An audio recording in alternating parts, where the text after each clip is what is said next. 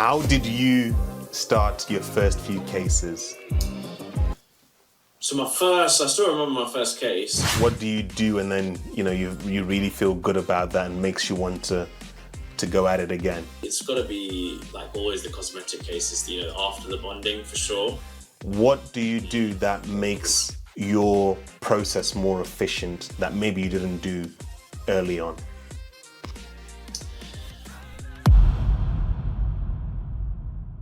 Guys, so welcome to another episode, and we've got an exciting one for you today. I really want to be looking into how you can use orthodontics to set you up for the restorative part of your patient's treatment. And I've got none other than Aamir, who's with us today, and he's going to be sharing his process and how he's managing to really just utilize Invisalign and aligners to the max in treating his patients. So we want to get as much value from him tonight. So no, thank you, Aamir, for being with us tonight and taking your time to be here. Cheers, man. I appreciate it, man. It's been, I guess, a few years coming for both of us anyway, man. When we kind of started this journey around COVID, I remember we were in touch, and now we're kind of smashing out the cases, and yeah, just kind of furthering things as we go along. So it's good. That's it. No, I watch you closely on socials. We've met before, we've interacted, and I'm really inspired by what you're doing. The output. This man is a machine, and the quality of work that you're putting out, man, it's outstanding. And you've become a producer, film producer now. Your Instagram clips are not just Instagram clips anymore. You're making films. What can I say, man? You got to do it. You got to do it now. Just give it. It's like any music, any guy in music industry. You got to make the music, sing it. You got to do you got to do the videos as well. It's all about the content. So yeah, that's it. That's it. Just give us a little background as to yourself, where you're working, and what type of dentistry you enjoy doing. Yeah, so I work in St. Albans in a mixed practice. I've actually been there. It's been the first practice I ever worked at. First job I got after VTE. Been there ever since. And yeah, mixed NHS and general practice. I used to do a mix of everything, general restorative and some cosmetic work. And fortunately, kind of with all referrals, word of mouth, and Instagram and social media, now pretty much all I do is Invisalign, composite bonding, and then some porcelain veneer work as well now. So yeah, man, it's good stuff. It's good fun. See kind of wide variety of patients around the area. Get people traveling as well from a fair distance, which is pretty cool. So yeah, man, it's good. And what came first for you? Was it Invisalign, or was it aligners, or was it composite bonding? What came first? Let's say bonding in reality was the first thing that I knew about. Like simple things though, like closing diastemas, repairing a class 4. Well, not repairing a class 4 is not simple, but simple single tooth things, simpler things that you can kind of do on your your general routine patients that you see. They've got a few issues. I've been on a few composite courses. That was the first thing, but for years I wasn't doing anything big, like none of the 8-10 unit cases. It was kind of just single unit stuff, repairing things, improving things, maybe closing a diastema here or there, but not comprehensive smile makeover cases. And it was really only after I did Monix courses, did his composite course, which was great, and then I went on. So where were you in your journey? So you'd qualified. At what point did you get to this stage of now doing like Monix? I qualified year 1, qualified. Then after that VT, then I did a year in hospital, and then I went to practice. I did Monix course a year. So after a full year of being an associate, I then did his course. That was the composite course. And then it must have been 6 months after that, I then embarked on the year-long course. We were the second cohort. Okay. And that's where I met Onke, a good friend and colleague of yours as well. Yes. A Preston boy. So yeah, that was that, which was... that was, 2019 now? No, the end of 2018. Okay. End of 2018. Finished his course end of 2019, which is basically pre-pandemic.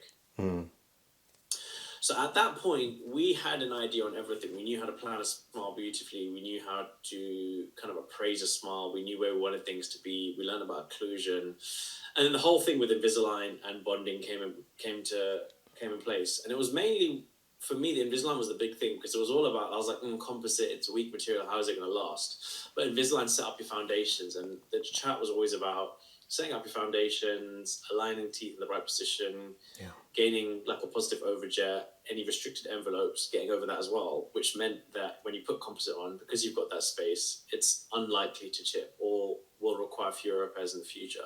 And that kind of was a huge penny drop moment for me. And because I really believed in that, I was like, okay, well, if I do this composite work, I can provide it can look good, but I can also kind of guarantee that it's gonna stay for a fair while as well. So the patient's gonna get the most out of their investment.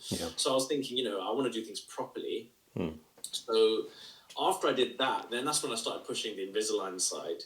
And then when I started pushing the Invisalign side, loads of the composite came with it. And then we get to this kind of tipping point that we are now.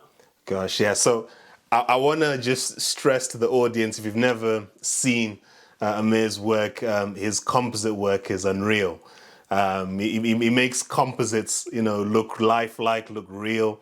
And I'm sure he makes it look effortless when he's placing them. I'd love to be there in his nurse's chair just watching him layer in the teeth. So for graduates that want to be doing the type of work that you're doing, specifically with composites, what advice would you give? Because, sometimes newly qualified dentists will be told that, start working on the basics. Don't dive straight into things like aligners. Don't dive straight into smile makeovers. What's your take on that?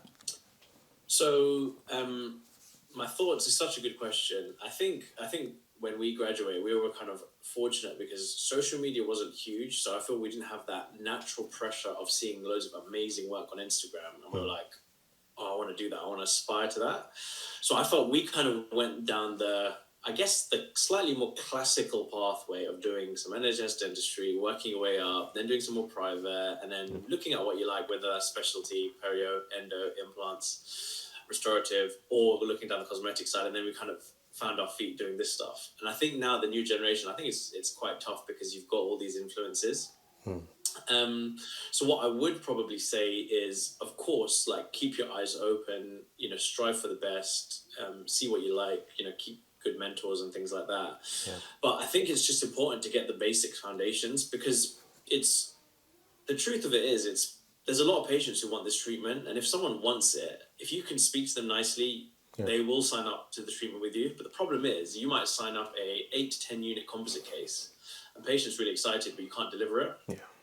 And then when you can't deliver it and the patient's unhappy, it's going to knock your confidence. So you think you're going a few steps ahead, but actually you're probably going 10 steps back because that confidence here happens to us, man. Like we all know things happen to this day still. Today, for example, I'm dealing with problems and issues, It's normal part of dentistry. I do this stuff day in, day out, but I'm still managing patients' expectations. I'm still having to work with patients with huge, super high expectations.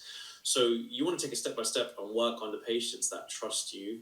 So the best thing is just start on the patients that you've at least done a few checkups on and you've built a relationship over 18 months at least, So in that 18 months time, you've seen them probably, 2 to 3 times. So I would say, strive, of course we have to, it's important, but don't take anything, bite off more than you can chew. You don't want to do that because you're going to set yourself back in reality. Yeah, no, 100% fully agree with that. I remember there was a case where I treated this lady, alignment, a case came out beautiful with some alignment and whitening. So she referred her boyfriend. And, her boyfriend came, just wanted the upper arch doing, aligning. And that should have been red flags for me. But I was thinking, been referred, what I did for the girlfriend, I'm sure he'll be just as happy. So aligned his teeth, whitened his teeth, and he wasn't happy. And that's because I hadn't caught on to the fact that what he was looking for was the restorative part, and aligning teeth doesn't make for beautiful teeth. So now I was pressured to now provide composite bonding when I hadn't really developed that skill set yet. So, looking back, I should have referred that part on, but I ended up taking it on. And, the shade that I chose was too dark. The composites just didn't look Yeah, we've right, all been there, man. you know. I've been there. We've all, And, absolutely. fortunately enough, one of my friends, Dr. Victor Chow, was able to rescue me and, redo the composite work to make it a beautiful result in the end. But I 100% agree with what you're saying there in terms of, there's some steps you need to take first, build up your confidence and then take on bigger cases. Yeah, I think the thing is, it's all about you've got to take. There's a level of risk with everything that you do, and you do at one point have to take the plunge, Yeah. but just don't take anything that just doesn't sit right with you. As I said, it might be a good feeling that I've got the case, but in reality that doesn't mean anything. And actually, as I said, if you can speak to someone nicely, it's actually quite easy to do that. Delivering is then just something else, That's it. So, I'll probably say you're naturally talented when it comes to restorative and composite bonding. How did you find building up your skill and technique when it comes to aligners? So with aligners, it was all down to, in the reality of it, was all down to practice and the people I kept in touch with, mentors, again, friends and colleagues who are doing similar work and bouncing ideas off each other. In reality, with aligners, it was all about, number one, the case assessment, so following that normal case flow, and then number two was planning the clean check effectively. And initially, I had good ideas. I used to use like a 4SP. I still use it now as well to a degree, but I kind of enhanced that now with some of the stuff that I've learned on the recent course that I've done. You've also done it as well, the aligners course, with kind of the specific attachments and protocols that they use. So I kind of use a bit of a hybrid now, which works really well alongside a 4SP that's taught at the Clear Aligners diploma. So kind of a hybrid of those things. Yeah. So really, in the reality was the first kind of few cases I took were really, really simple, like super simple 10 liner, 12 liner cases, mild crowding, almost relapse cases, cases that I would look at now and I'd think, would I even do the Invisalign? Would I just say, let's just do some bonding? Right? Yeah. But that at the time, the Invisalign seemed like the best thing to do. Yeah. So, what was that like, setting up those first few cases? I was looking back at some of the first cases because, the portal lets you see all the way back to the start. And, I was asking the technicians, please align uppers and lowers. And that was like my instruction. How was it for you at the very beginning in terms of giving out instructions? Did you find it intimidating? Was it all alien? How was it for you?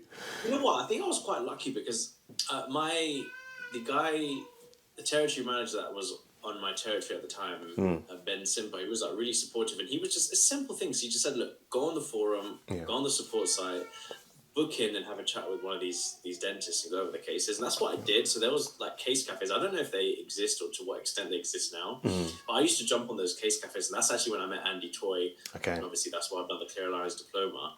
And he was like an inspiration in himself, so detailed, so clear, the way he used to assess it, like from the beginning, from appraising like the photos, does it link up with the ClinCheck occlusion, then working a systematic plan for the 4SP. So I'm like, this is again all very systematic. So I learned a lot from him.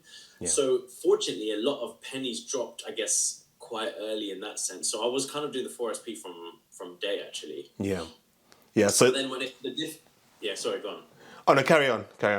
I guess the difficulties arise when I then wanted to push myself, and I was like, "Oh, is Invisalign possible for this?" And that's when things were tough because then it was like, "Is it possible? Is it not?" The ClinCheck might say it is, but will it actually express in real life? Yeah. And then really it was again just speaking to people who'd done the multitude of cases. Andy Toy for one again, and he'd kind of be like, "Well, yeah, it's possible," or "I don't think you should refer this," kind of thing. Yeah. And really again with the practice, now I know when to refer and when to not. And to be honest, I probably refer more than I used to. So tell us a little bit more about that. So you've become a lot more experienced. You've been on a diploma, you've been doing extra courses when it comes to aligners, and you're now referring more. So what's been the change there? What are you seeing that you weren't seeing at the very beginning? I guess it's such a hard one to put together, man. I guess it's just knowing what is going to effectively work and where I'm going to have a case, typically a class 3 or edge-to-edge case or something or cross-back case, where I feel I'm going to be at the limits of IPR. And really it needs a more conventional approach. Those are generally the ones I find I refer. But also more than that is because there's no time wasting. If I see a patient, I just know, okay, cool, we can do it, or no, you're going to see the specialist. It's not okay, you know what, let me get an idea and I'll let you know if I can do it, and if I can't do it, then I'll send you somewhere else. I think that's half of it as well. Yeah. So I'm kind of triaging it a lot quicker as well, so with the experience, which is great for my orthodontist as well, because we have a good relationship and, we do a lot of big cases together, man. It works really well. Yeah. How did you build that relationship with the local orthodontist? So I think when that originally all started, you know what, actually? It started because I had a patient at my practice who was seeing him for private orthodontic treatment. It was actually fixed braces, and she had peg-shaped laterals, and she wanted them obviously restored after. So she came to me, but she came to me not because of my Instagram presence or anything. I didn't have Instagram at the time. It was just because we were her general dentist, and she trusted us to do it, which was amazing because it was one of my first ever cases. Funnily enough, that was actually where I got the shade completely wrong. And I had to redo it 3 days after. So these things happen, right? Yeah. So that's how I heard about him, and he was just very easy to speak to. I think when he sent me the case, I gave him a call on the phone. We had a few minor adjustments with the orthodontics just to get the spacing right and stuff. And he was just easy to speak to and a friendly, nice guy. And it was pretty much from then. So then when I knew I had cases, I was like, he was the first person I was going to speak to. So you were talking about how you're referring a lot more than you used to. Can you think of any cases that you did in the past which ended up just being a pain in the end, and maybe what you'd have done differently? Does anything come to mind? I don't think I've taken. I don't think I've taken anything that's ended like badly in reality. I guess I get a lot more influx of patients now as well, so I do see all the severities. So that's probably part of the reason why I'm referring a bit more as well. Also part of the reason of just triaging and making decisions quick. Yeah. I guess the hardest cases I would say have been the buccal crossback cases, the anterior crossback cases, and the edge-to-edge / class 3 cases. Yes. Mainly because if we're going to do it in the protocols that we use, gaining space, which is IPR and expansion, if we're not going to get a positive overjet after round 1 of aligners, then the IPR is going to be heavy, and that's what we don't want to do. So I think those are the cases that I would probably be referring, and they're the ones where I, previously may have taken a bit longer, or I've been a bit nervous about, I have to be super strict with like elastics and things like that. And that's actually one thing I've noticed now. I used to say nighttime wear for elastics. I actually say full-time wear, and that seems to be working a lot better now. How did you develop that comfortability using elastics, buttons? Because that's not something that we start off really being aware of when it comes to aligners. Yeah. So again, it was just going over the forum. They when they appraise all these cases, they kind of have almost like a template that they copy and paste, and they kind of say the standard thing. They say, "Oh, class 3 elastics might be useful for this case," and it was basically what happened with mine. So I had a case, and it was one that would benefit it. And he suggested it. I spoke to him about it, and I was like, "Okay, well, if you're suggesting it, let's just do it." Okay. So I think I would have been. I did an elastic case probably within my first 10 cases, but luckily it was on my manager. Okay. So at least there was some trust, So I'm sensible with my case selection, Working the clean check as well, I think that there's an art and a skill to it as well. How would you say your relationship with the clean check has changed over the years? Good question, man. I'd say before I used to leave the lab I'd give an idea of what I wanted to achieve, but I wouldn't be as specific with millimeters and movements and stuff. Yeah. Where now my reference point's a lot more specific, so I will actually do a lot of the adjustment myself and be like, okay, use this as a reference. So I use the 3D controls loads all the time. Again, with the attachments now. I'll add my own specific attachments if I feel I want to do that. Yeah. So actually, I'm finding clean checks actually a lot quicker and easier now. Yeah. When before I kind of would be it would be a game of table tennis. They'd send it back to me, I'd bounce it back to them, and then I'll wait for them, and then I'd be like, okay, can you change this by like half a mil or something silly like that, Yeah. But now it's just kind of like, okay, this is where I want it. line it up to this, all the usual stuff, and it's quick. Yeah. I early on, my mind was blown when someone told me that for the Invisalign Go, the first result that you get is normally an algorithm that sends it back. And I just thought that a dentist or orthodontist was looking at this and then bringing back a plan. And a lot of people don't realize this, that, Yeah, with it's orthodontics, true, man. you can't hide Yeah, behind software. yeah, it's so true, man. It's so true. Yeah, I guess these are just the things that part of the learnings, man. Because a lot of people do just, it's just whatever a line does, and they Yeah. just press approve, But Yeah. there's a whole art to it in reality. That's it. So I just want to dig in a little bit into a lot of the ortho-restorative cases that you do. Can you just tell us some of the things that you're trying to do with aligners to then set you up for the restorative? Okay, so if we break it down, so classical issue, crowding. Simple upper and lower crowding. Because if the teeth are crowded, my composites are going to be thick, bulky. It's not going to look right. So crowding, number one. Number two, deep bites / constricted envelopes. So if we've got deep bites and retroclined incisors, we know, it's going to increase the risk of wear, chipping, and that constricted envelope isn't going to help that either. So again, that kind of upper expansion, alignment, improving overbites is just going to help with my composites or porcelain restorations in the future.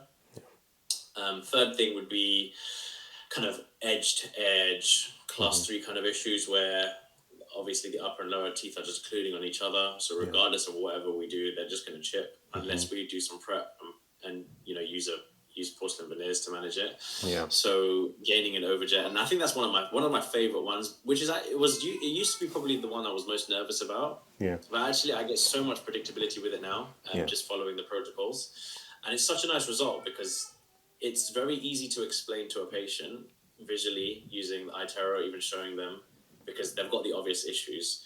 So then when you go to the iTero simulations, they see an overjet, and then you can explain about the composite after. To then discuss the treatment, the uptake of treatment is like super high for those. So they work really well. Yeah.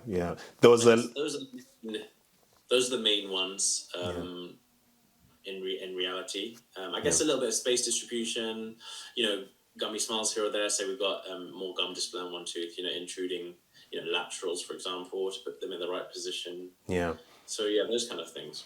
Yeah. As you're saying that, it just reminded me of a lady who's in her late 70s, who was referred to me because she had asked a dentist to sort her out with ceramic veneers, but he said no, it'd be too destructive because of her crowding and her edge to edge on a lateral incisor.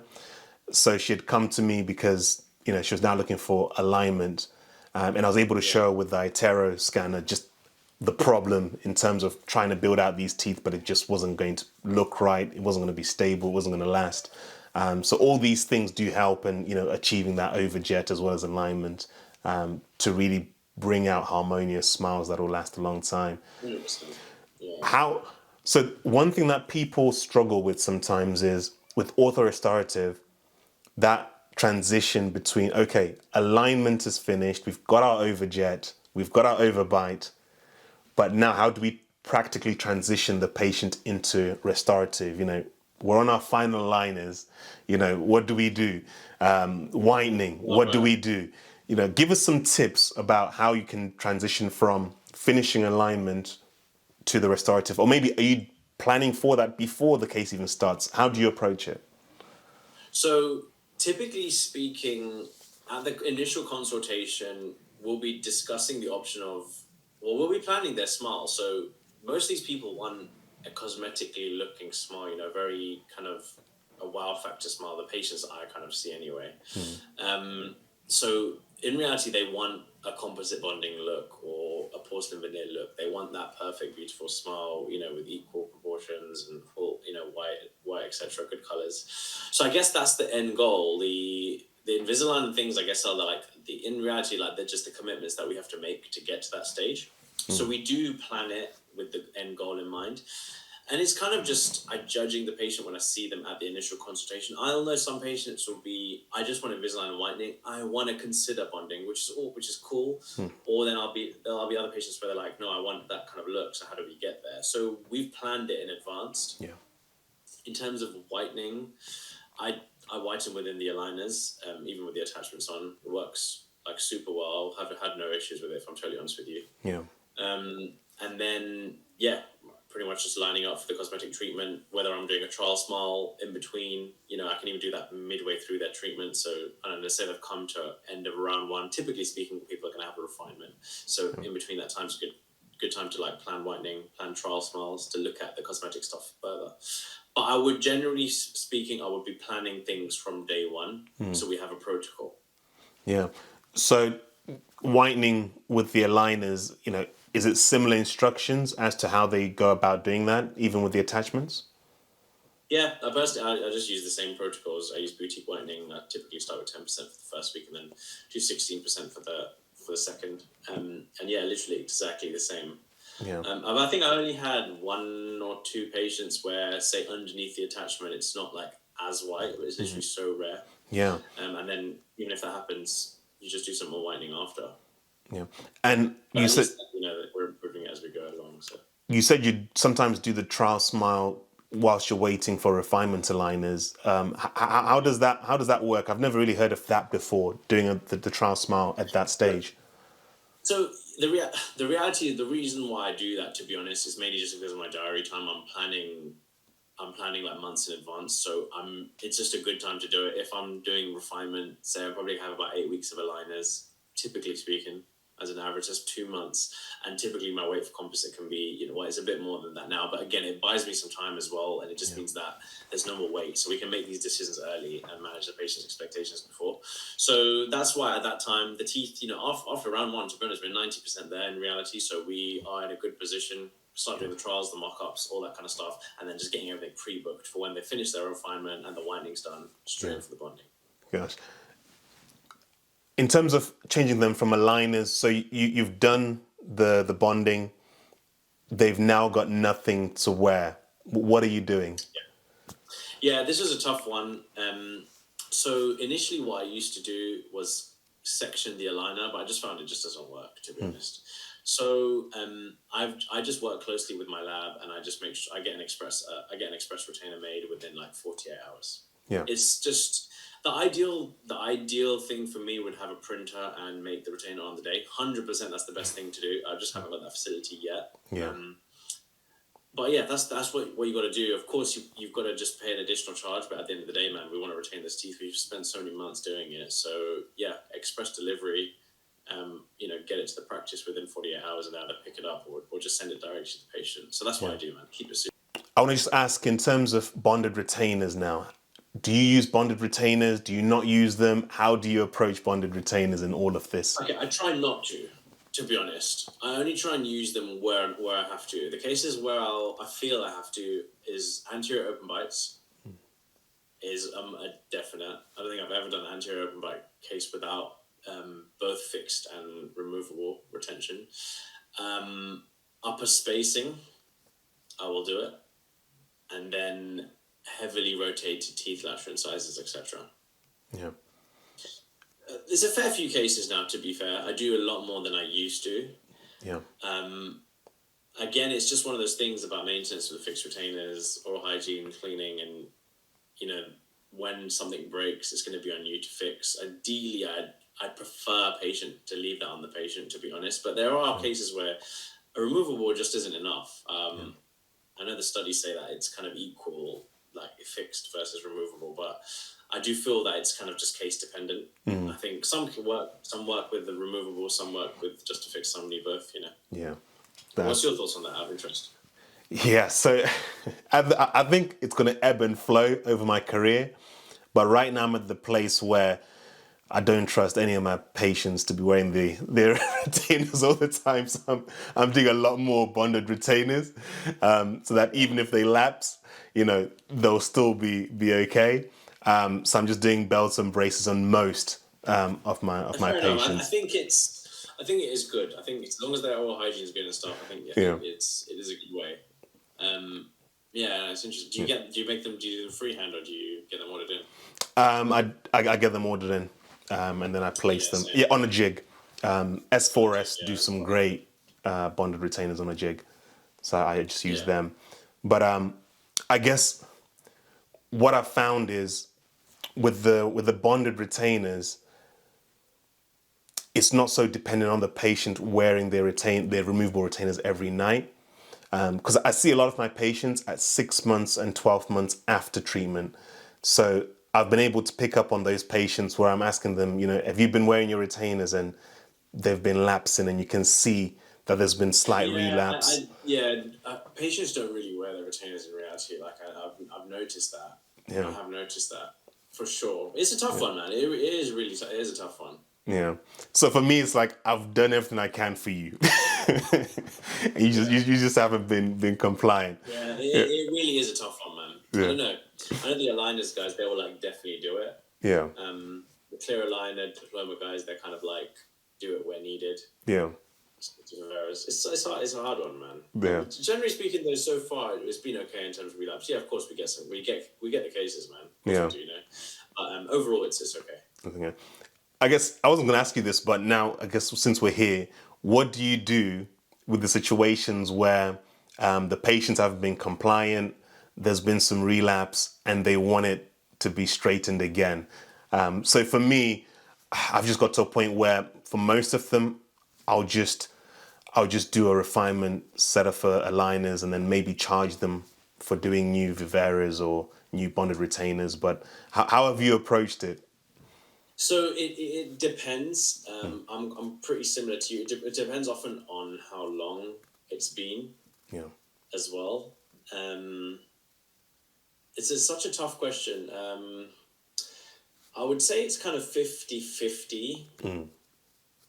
I'd say if it's soon after, or we're kind of in like a monitoring phase, or we're still kind of in the first few months, then I'm pretty relaxed about it. Otherwise, then I would just kind of ensure that my costs are covered. To be honest, it's not really a profit maker. It's more just it's a goodwill maintainer in reality. Yeah. That's all you're doing. You're just maintaining the relationship. Yeah.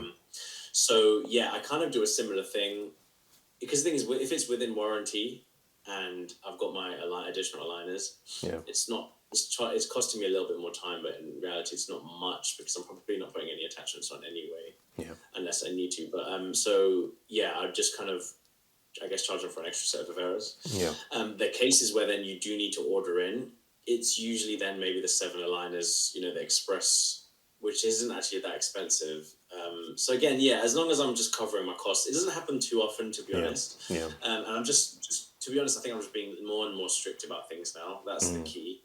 It's just all about the communication. I think as long as you communicate strictly and they really do understand that there could be potential cost implications as well, then they know, and they won't take the piss in reality. That's it. And like you said, it's not very often, but when you start to do volume in terms of cases, you start to get, the small percentage starts to become noticeable when they do come around. So you start to... It's 100% going to happen. Yeah. It's 100%. And I think, as I said, more than anything, it's maintaining your kind of reputation. I wouldn't, no way I wouldn't charge them full price ever. No chance. Unless it was like years and years and years and years. And, But, within the first, 6 to 12 months or something like that, something happened. Often these patients come as well and they're quite honourable about it. They're like, look, I'm so sorry, I've been so stupid, I've not done it. What can we do? It's not like they're like, Aamir, like, what have you done? I'm like, I've spent so much time. It's typically not that. Yeah. It's not that, so yeah. I want to ask you about your first 10 cases, how you got them, and how did it build? Because I heard this statistic, haven't verified it yet, but it was from my rep, and he was saying that, more than 50% of providers that train never start a case. Now, I don't know if that was for my area or for the UK, but a lot of people who become providers just never start a case, let alone get to 10 cases. How did you start your first few cases?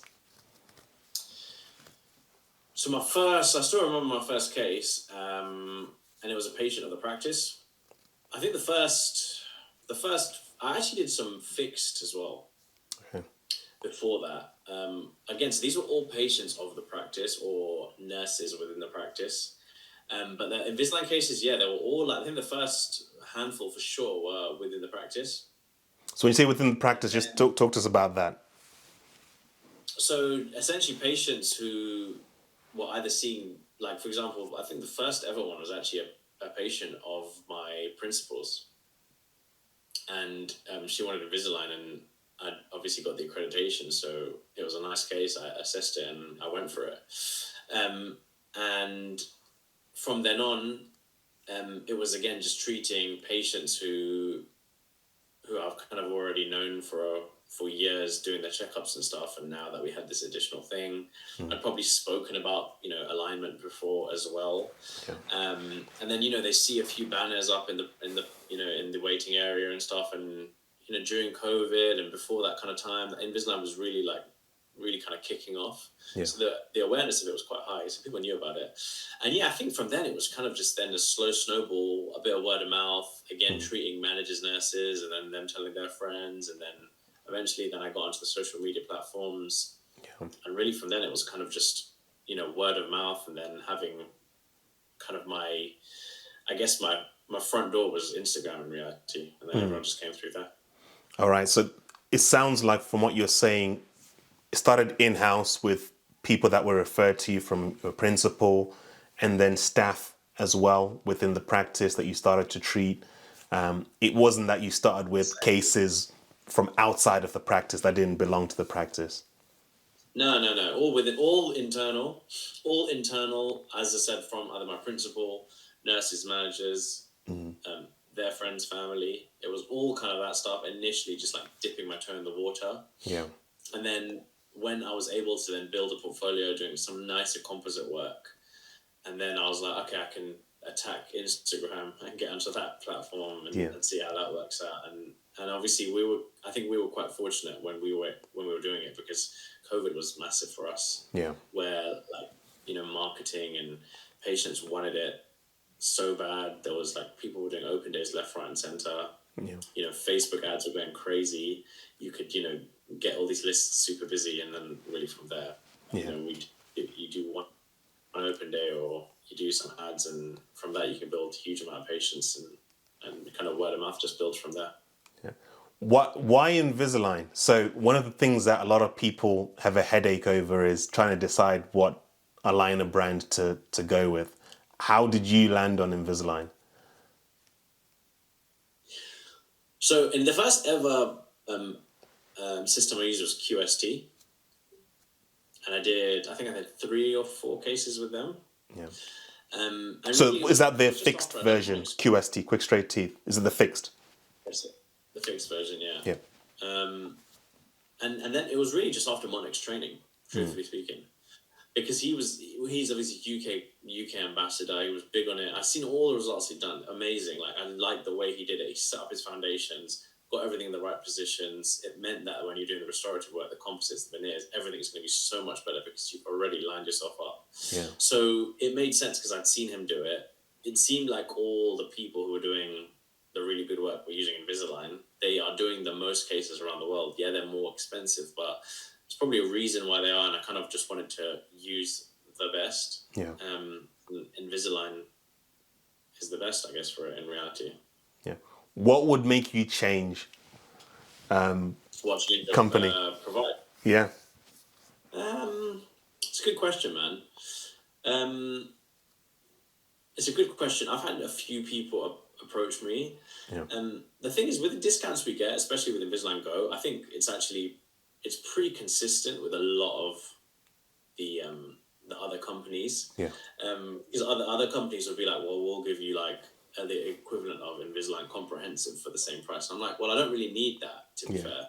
But the other problem was the delivery times. Things take way longer with some of these other companies, and that's huge for me. The efficiency with Invisalign is so quick. You get things to you in a week. Yeah. That's huge. So, you get those desperate times where, you're backed up with the clin checks and you've got a patient in 10 days, and you can get it to your front door in that time. Yeah. So the efficiency was a massive thing. So I guess it's a tough one, man. I think,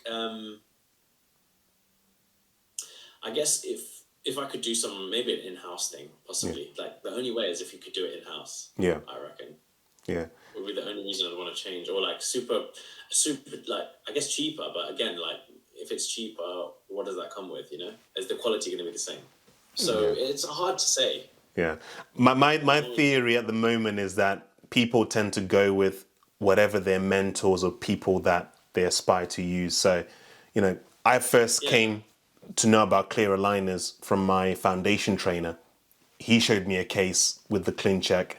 So I decided to go on the, Invisalign course to become accredited. And I think that's the way most people end up going. which makes sense because, like I say, Invisalign's the best. They've done the most number of cases, but it's, I guess, from a marketing perspective, it's probably one of the biggest things actually why I use Invisalign, because people want it. But who's to say that Spark Aligners and all the other aligner companies, they can still do a very good job. Yeah. I'm set in my ways now, so I'm going to use Invisalign. Yeah. But you never know what's around the corner, and it's all about adapting to the kind of the times. And if something more efficient, quicker comes, then yeah, we'll jump onto it for sure. Yeah. But at the moment, Invisalign seem to be doing the best job. Yeah. What percentage of cosmetic cases would you say makes up your practice? So when it comes to composite bonding, Invisalign, how in general dentistry, how would you split those? I don't do any general dentistry now. Okay. It's all cosmetic now. In terms of like Invisalign composite, I don't know, man. It's a hard one to answer. I think I don't know, man. It's such a hard question. Yeah. Most Invisalign patients get composite bonding anyway. Yeah. They But come I together in guess, most cases. yeah, I guess at least, I don't know, maybe 60-70% of patients are getting some sort of alignment. Yeah. How did you get to that point where cosmetic cases are the only type of dentistry that you're doing? Is that something that you aimed for and pushed, or did it just happen? How does that? Yeah, Okay. I didn't aim for it. Yeah. But when I just saw it influx, I was like, well, this is what I really want to do. This is what I'm enjoying the most. And I was thinking, when I had a filling booked in, I wasn't as interested as I used to be. Like, I used to spend hours, rubber dam and photos and all this kind of stuff. And then I kind of lost my interest with that kind of side of things, sadly, because I was enjoying these things more in reality. Yeah. So I think then when I saw the massive influx of patients and saw how powerful it was, and then also seeing the power of social media and marketing and things like that, I was like, well, then I was like, okay, no, I do want to do this full time. Yeah. And it was really just, again, providing just really good quality work, building good relationships with my patients, and them doing the talking for me to a point where there's just, you've treated, so I think you get to a point, as long as you've treated, I reckon once you've treated probably about 50, 60 patients, you've got a decent pool of people who will probably spread the word, and slowly, and then you get past the 100, 200, 300, and then, it's this game over from then. It's such a big pool of people. Yeah. And, when you start to do quite a lot of big cases, cosmetic cases, aligner cases with composite bonding, you start to find that efficiency is so key. What do you do that makes your process more efficient that maybe you didn't do early on? So now the consultation flow is probably one of the biggest things, where before I'd do the whole thing, scans, photos, OPG. Now we've got a TCO on board to help with that. So that cuts a lot of my time, which means that I can just focus on planning their smile, doing my records, all the clinical sides, which is really nice. So that saved a lot of time actually, because say we're signing up 10, 15 new patients a month, the consultations that come for that, it saves a lot of time. Before I'd probably spend like 45 minutes to an hour doing a consultation. Yeah. Whereas now it's, half of that in reality. So I'd say that's probably one of the biggest ones, a nice clean consultation, especially when it comes to Invisalign. Getting the nurse on board as well. I think, teaching them all how to scan. It sounds so simple, but if they can scan, it's just so much easier. There's going to be a case where a patient loses an aligner, or a patient needs a check of something and you're busy with the patient. But if there's a surgery free or there's space free, they can scan the patient. You can pop in, have a look, or assess it after. So those things, I think, is massive. It's empowering as well for the nurses. So you want to get them involved. I guess you just naturally do get quicker. Yeah. I used to book, I'm not sure how long I used to book for my fits, but, over an hour for sure. Yeah. Now you don't really need that time as much. Again, like staging of IPR and appointments, you kind of know when the right times to do your IPR are, so I guess that minimizes appointments. Remote monitoring, that's huge. That's going to save loads of time and probably increase compliance as well. I think that's a game changer, to be fair. And yeah, I think just again, the more cases you do, the better you're going to come clinically you're going to become clinically effective and do things quicker, so you can see more patients. Yeah, I think any one of those things that you just listed there is going to make a big difference to your efficiency when you multiply that out over so many patients. Yeah, exactly. But it just comes with time, Just Yeah. you just got to do everything properly. Yeah. Like, as I said, when I'm looking back at when I used to do hour-long consultations, it wasn't a problem. Yeah, fine, it's time. But at the end of the day, I built good relationships with those patients, because at the end of the day, it was those patients who built me up to what I'm doing now in reality, right? If I didn't invest in those patients back in the day, I wouldn't really be where I am now. So actually, it's kind of part of what you have to do. All right. Just let us know what excites you at the moment about your career.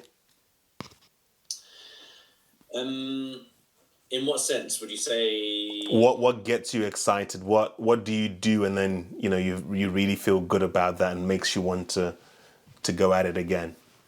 I think for sure, man. It's got to be like always the cosmetic cases. After the bonding, for sure. Yeah. I do enjoy doing Invisalign, but for me now it's kind of more just like a process, right, to get to the end goal, which is the nice, fresh, like lovely white teeth. So the reactions never get old from my patients. I love kind of the creative side of taking the pictures, making my videos, putting them all together. I really do enjoy that part of things, and the whole social media side of things as well. I really do enjoy. Yeah. So yeah, being creative alongside those things is always really nice. Yeah. So yeah, I'd say for sure it's got to be the kind of dramatic before and afters is what I kind of go for, and that's why I enjoy the most, 100%. Yeah, no, thanks for that, Aamir. I've really enjoyed getting to hear from you today. Like I said before, I love the work that you're doing. You've always been there just to bounce ideas. So I'm always learning and seeing what I can implement into my own practice to continue to improve and grow. So no, thank you for that. And yeah, excited to see what's to come for your future. Yeah, I appreciate that, man. Thank you.